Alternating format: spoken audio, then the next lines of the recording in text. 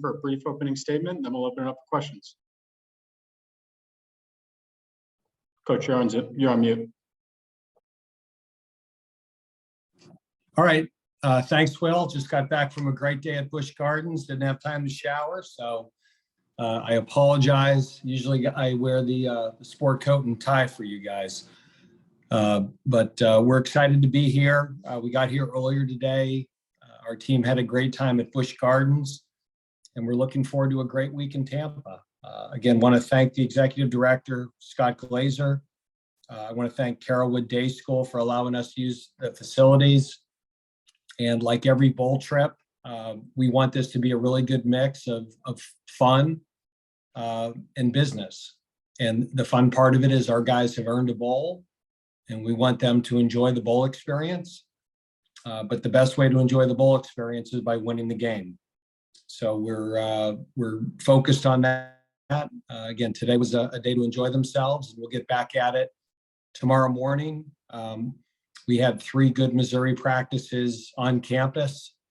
And then today we're not practicing, and we'll get 2 more and a walkthrough in before the game on Friday. Again, appreciate all the Wake Forest fans. I think we've just about sold out our bowl allotment. And, every time we go to a bowl, our fans show up and continue to do a great job of supporting our program. And, it's great to have so much support in Tampa. We felt it last year in Jacksonville, and, the year before that was COVID. And, but the Pinstripe Bowl, Military Bowl, Belk Bowl, all those bowls, we've been very well supported by our fan base. December has probably become the busiest month of the year for a football coach. It was always busy between recruiting and a bowl game. And then you throw in the early signing date, and you throw in the transfer portal. And, it's a real busy time. So it's nice to be back with our team. We're in a dead period now. And you're kind of back in game mode and focused on what we need to do to be successful on Friday. So with that, I'll open it up for questions.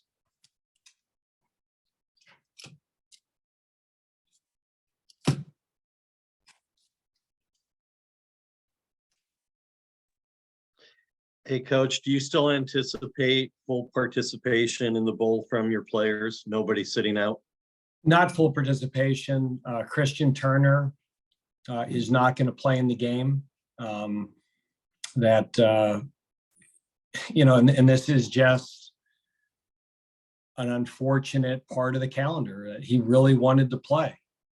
But there were a couple of schools recruiting him, and the only time that they would visit him was this weekend, which, were our bowl practices. So I didn't think it was fair to the rest of the players who were there. And he had to make a choice. Do I go visit a school I might be playing at next year, or do I finish the season with my team?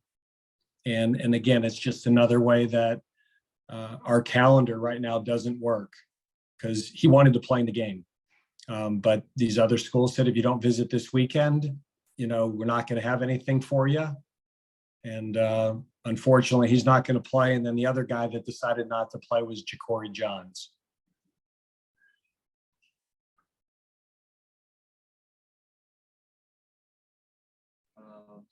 Coach Skip Foreman with the Winston-Salem Journal. Good afternoon. Hey, Skip, how are you? We're fine, sir. To the end that Christian Turner can't play because this was a either-or situation, how much is your lineup impacted by his absence, and who's going to fill the void? It's obviously a next man up situation for you. Well, again, Quentin, Christian was one of 3 guys playing for us this year. And so, Justice Ellison is the starter, and he'll get the bulk of the reps. Quentin Cooley will play, and we'd be able to get Will Towns and Damon Claiborne a lot more reps. And those guys may get more time. So we'll be fine. Christian really wasn't a guy who was on a lot of special teams. And so the impact is the 30 snaps that he played at tailback, and he did a great job for us. And we wish he could play in the game, but between Quentin Cooley, Will Townsend, and Damon Claiborne, we'll be fine. And at defensive end, I mean, Kendron Wayman, I mean, really was he split the game anyways. And so between Rondell and Jasheen and Kendron, and it's allowed us to get BJ Williams more reps.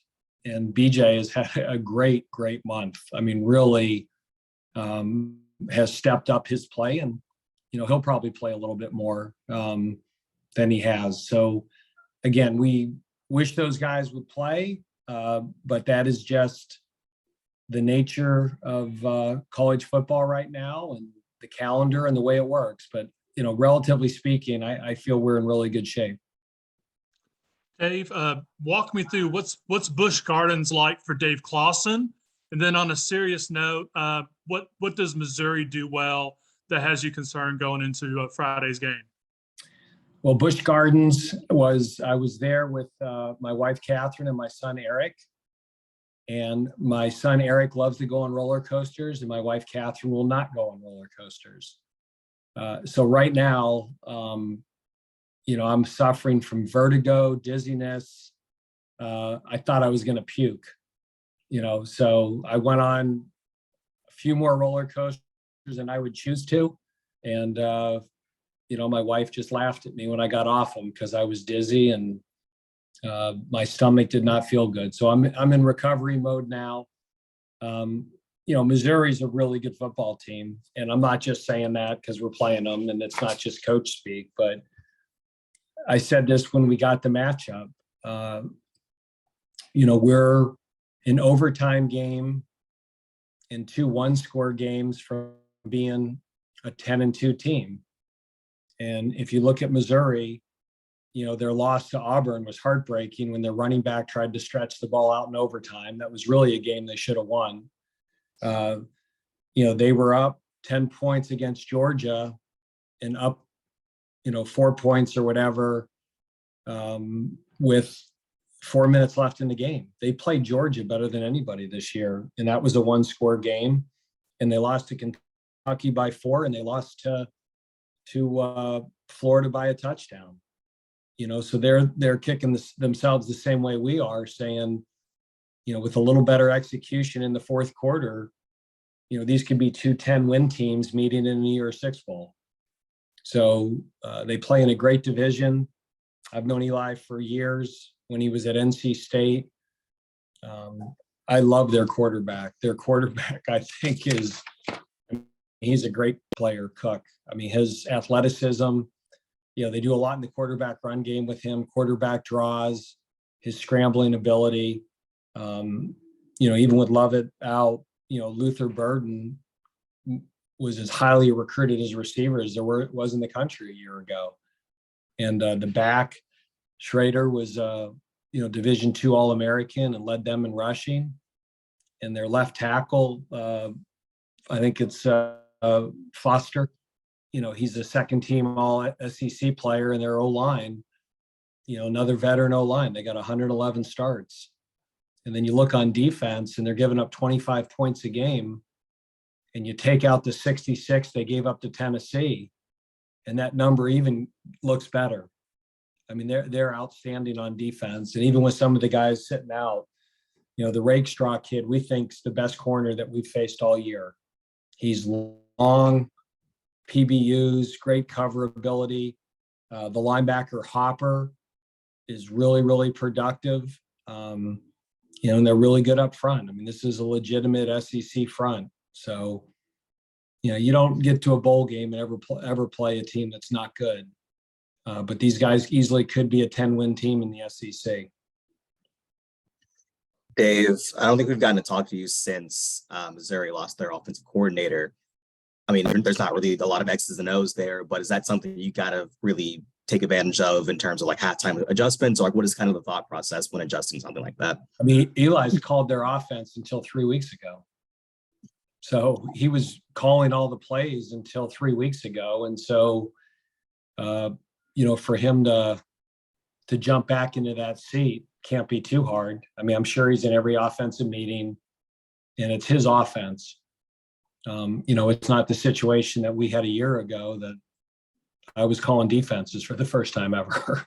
So, they'll be fine. It's his offense. He's called plays for probably 15 years. And again, the other coordinator was calling Eli's offense, not his own. And if you look at the last 3 games, they were a little less multiple than the first 9, but given the time you have for a bowl prep, I'm sure we'll see the kitchen sink. Coach, do you remember what roller coaster you were on? Hey, Eric, what roller coaster was it? What was the first roller coaster we went on? Iron Wazi. Oh, man. That thing went straight up and then straight down. We were inverted. And my stomach went right to my throat. And then the second one was one that you went upside down again. And after that, I'm done. So the last time I did that, I used to wear the bracelets that people would wear on boats for seasickness. And I think I went through 3 packs of ginger gum, and none of that works. Not to be trite, but the roller coaster is sort of a metaphor, because you were doing well and you hit the downside of the roller coaster in this season, and now you're trying to level it out and have a good finish. What's the challenge of trying to write it and get it ready for 2023 using this bowl game as a launch pad? The bowl game to me is more than anything, it kind of creates the memory for the season. We were disappointed last year. We didn't win the ACC championship, but to get together one more time and go to the Gator Bowl and win that game, that becomes the last memory of the season, not winning the ACC championship game. And so I think, in the years that we won bowl games, 16 the Military, 17 the Belk, 18 the Birmingham, and last year the Gator, that's a great memory you walk off the field with and you get together with your team for the last time. And in 19 the Pinstripe and in 20 the Mayo Bowl, those aren't good feelings. And we want to send these guys out with a good feeling. I think when you win the bowl game, it sends you into 23 with momentum. You get a bowl trophy and a bowl ring, and it's important. It's a big deal. And again, we're really proud that we've earned our way to a 7th straight bowl game. But we want to win the 11th bowl game in the history of Wake Forest football. And we have to do that against a team that is talented and well coached, and a group of coaches I got a lot of respect for. So this will be a very hard game. This is a team that's, lined up against Georgia and Auburn and you name it, the best of the SEC. So I'm sure they'll be ready.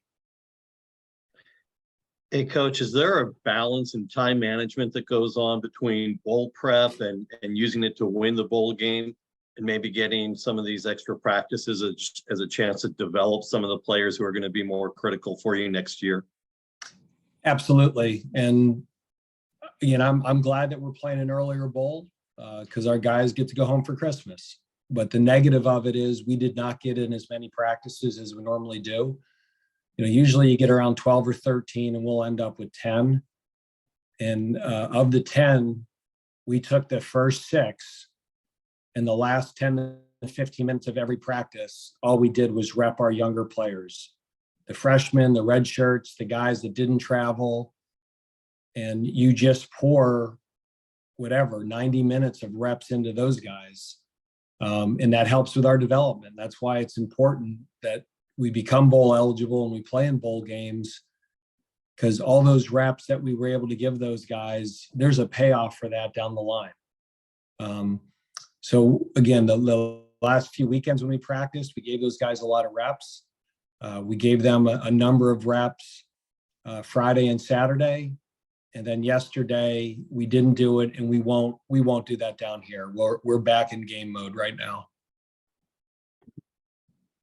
Hey, Coach, I know you said you go way back with Coach Drinkwitz, obviously in his days with NC State. But at the same time, Wake and Missouri have never played each other. So is that a unique challenge suiting up for an opponent that your team's never faced before? Yes and no. That's a lot of times the nature of bowl games. I don't know how many times, that we played Temple or Texas A&M or Memphis before the bowl games. I don't think, you get in these bowl games and because you're playing teams from all over the country in different conferences, there's not a lot of shared history, but having defended Eli 3 years at NC State, there's a lot of similar things that he believes in philosophically, offensively, that they're still doing and they're doing well.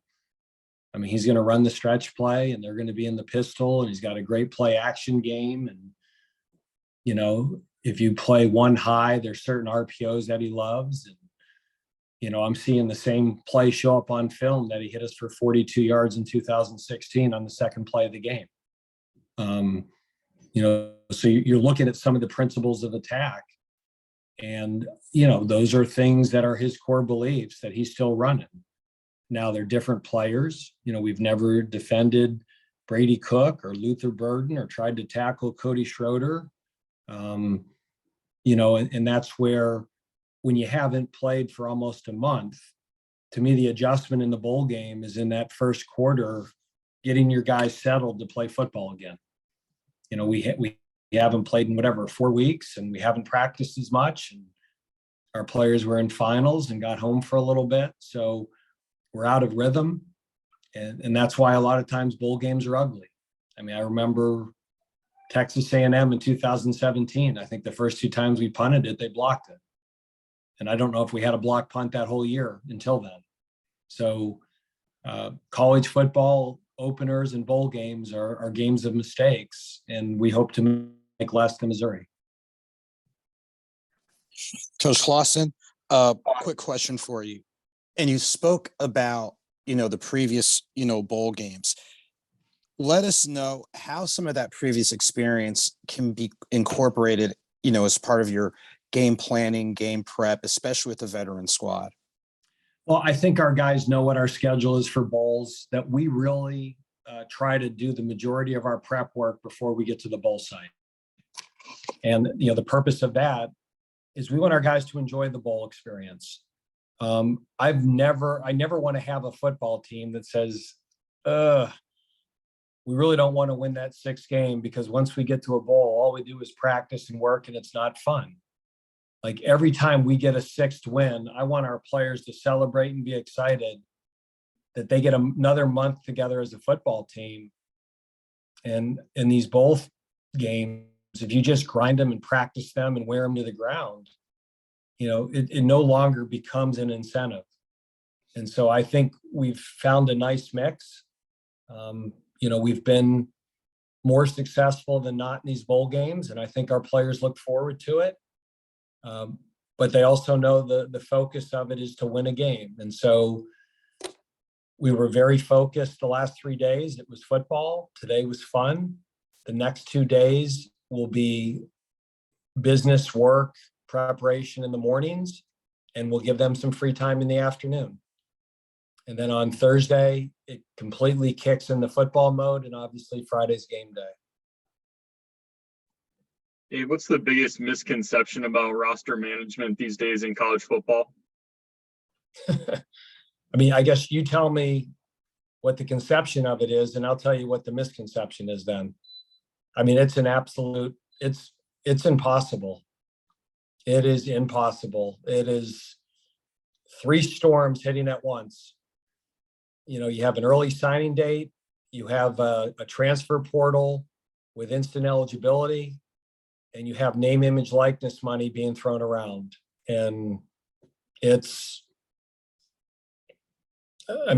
impossible. And if you're ethical about it, you don't oversign, you put yourself at such a huge disadvantage, because when a kid jumps into the portal and he surprises you, and again, at Wake, you look in that portal, and between admission and taking credits, there's not a lot of guys in that portal that we can take. So it's not like, well, geez, you lose somebody in the portal, find somebody else. Probably 95% of the schools can do that. We can't. And so, I've never oversigned. I've never had to make that phone call to a young man that, geez, I'm sorry, even though you've been committed to us for a year or 8 months, tough luck. We've never done that. But given the way that things are going, it makes it tougher to hit your number than ever. And we're going to continue not to do that. We're not going to oversign, and, I'll sleep at night knowing that I don't have to tell a young man who's committed to us that we're going to break our commitment. But it's very challenging, and quite honestly, it's not fun. There's nothing that's enjoyable about this at all, other than I still really enjoy the recruiting of the young men we're bringing in here. I think we're going to have a great class and guys that fit Wake Forest. And trust me, we've kept way more guys than we've lost. And it's not like a lot of these guys on our team didn't have multiple options. And how they have multiple options without being in the portal, you answer that one for me. I don't know if I can answer that one, but it is one of the simplest solutions here to eliminate the early signing period and go back to the first week of February? I was never for it. If a player wants to enroll early, just let them enroll early. But, what your roster is after the December portal, I think it would make it easier for recruits. Like, okay, what players did you get in the portal? Where's my best opportunity? And now you have guys decommitting now because the schools they were committed to signed a guy in the portal at their position. And you have players getting dumped left and right because schools found a better, older player in the portal than them. And it's not good. It's not I don't think a net positive for college football, but again, the TV ratings are good, and I'm sure the college football playoff expansion will generate a lot of revenue, and the priorities of the sport are changing, and that's just the way it is. I'm not bemoaning it. That's the way college football is now. So it's changed. We need to learn to change with it, but we're not going to do that in a way that's not ethical. As I tell our coaches, we're still the adults, and a 17-year-old may do something, 19-year-old may do something. As grown men, that doesn't give us the right to do things. And if we're at a slight disadvantage because of that, then I'll accept that. That's on me. Dave, on the topic of roster management, this is about the time that you guys get the draft evals back. Obviously, there's a few guys that have been kind of waiting on that. Can you just walk us through the process of just what that process is for them and what they're just kind of trying to go through right now? I mean, we've shared that. It's a little bit different this year, Cam, because, the NFL will typically only give you those evaluations of the underclassmen, and they're not considering the guys that got the extra year for COVID underclassmen. So a lot of those guys that are fourth or fifth year guys, they're not treating those guys like underclassmen. So typically they give those evaluations to the third year or fourth year guys, not the fourth year or the fifth year guys. So, we don't have a lot of third year guys that are making that decision. And a lot of our fourth year guys know they're coming back or know they're leaving. So there's probably, if there's anything that's, maybe I've had fewer of those meetings this year than I had, the year that Boogie was trying to figure out what he was going to do. There hasn't been as many as those meetings. Dave, Hey, back to the practice situation for just a second. Is part of that a residual effect of so much stuff being crammed into December with all of that? Or is it also related to the earlier date of the bowl this year that you're not going to use all 15? Yeah, well, first of all, 15 practices is what you get in the spring. There's no rule of 15 for bowl games. It's Okay. you get in what you can, and very rarely do you even get close to 15, but we've been 12 or 13 before. But yes, part of it is with when the bowl is, it cut into our recruiting time. So you only get 2 weeks that you can go visit these guys before the early signing date. And so every day that we started early for bowl prep was one more day of having 10 assistant coaches and myself on the road. So, in 8 days, I knocked out about 14 home visits. And if I had started bowl practice one more day, I only would have got 12 home visits in. And so when you have these early bowl games, they're good on the back end, but on the front end, you got to make a decision of, okay, we still need to see these recruits. Let's not over practice or come back a day or two early just to get younger guys reps, because you can't afford to not be in the homes and recruiting the kids that you're trying to sign. So that's part of, okay, when do we start? And, we started 8 days before, so we sacrificed 3 days on the road for the bowl prep. I'll take another one if you guys got one more. Yeah, I do. Mike Solarte, Spectrum News 1. Good to see you again, Coach. You talked about the fact that you guys are going after the 11th bowl victory in program history, and how you guys have walked the balance of work and fun. Has it become easier to walk that balance because you have, you've done this several years now in a row, and guys know the drill? Yeah, it helps. But, there's still 35 freshmen on our team that have never been to a bowl game. So you're educating those guys on, what happens if they're drinking and what happens if they're late for curfew, and you explain to them what a bus station is and what a Trailways bus ticket costs.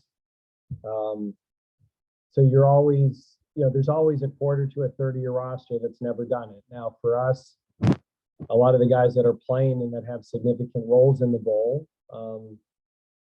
have been here before and with us before, but Kobe Turner, who transferred from Richmond, has never been to a bowl game before. Jagger Bull, who transferred from Rice, has never been in a bowl game before.